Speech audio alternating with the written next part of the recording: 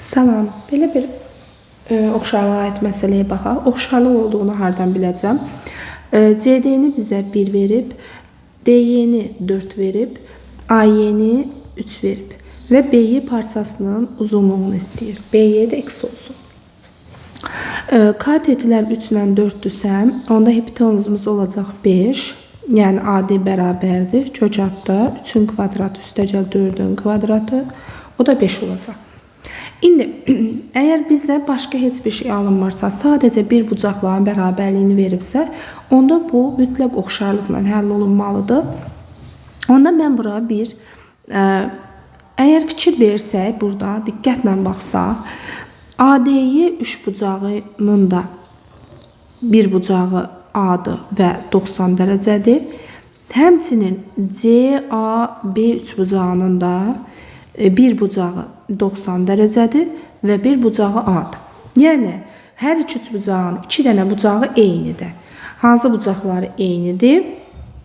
Eyni olan bucaqları, deməli, A bucağı ilə 90 dərəcəli bucaqlarıdır ki, hər iki üç bucaqda bu bucaqlar eynidir. İndi, bura bir alfa yazsaq, onda biz alfa yazsaq, 90 alfa, burada bir beta olsun. Yəni, 90 alfa beta oldu. Həmin bu böyük üç bucaqda da bucaqlarımıza baxsaq, 90 alfa, onda üçüncü bucağı da nə olacaq? Beta olacaq. Yəni, fikir verdiksə, hər iki dənə üç bucağın bucaqları eyni oldu. Oxşarlığa əsasən yazsaq, üç bucaq CAB üç bucağı oxşardır, üç bucaq. Baxın, nədən başladım? 90 alfa beta. Onda digər üç bucaqda da 90 alfa beta. Yəni YAD yazacağım. Bunu niyə yazmaq belə önəmlidir? Çünki oxşarlıq sualı açıq sual kimi düşsə, mütləq şəkildə biz açıq sualda oxşarlığı yazmalıyıq. Çünki orada əgər oxşar üç bucaqların adı yazılmasa, yəni bal aşağı düşə bilər.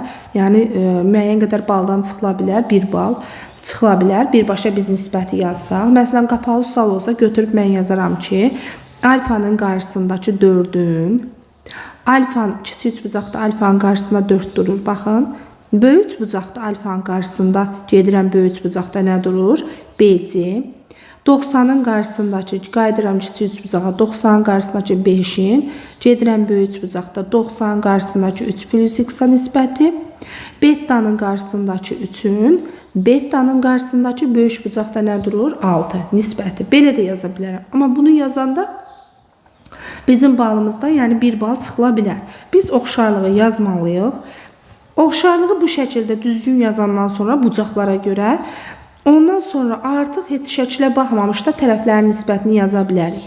CA-nın YA-ya nisbəti, AB-nin AD-yə nisbəti, o da bərabərdir CB-nin YD-yə nisbətinə. İndi CA bizim əlimizdə var, 6-dır. YA əlimizdə var, 3-dür. AB əlimizdə var, 3 plus x-dır, elə məndən x istəyir. AD əlimizdə var, 5-dir. CB var, CB'miz yoxdur daha doğrusu, CB. YD'miz var, 4. Aha. Mənə bax, bu iki bərabərlikdən x-i asanlıqla tapa bilərəm.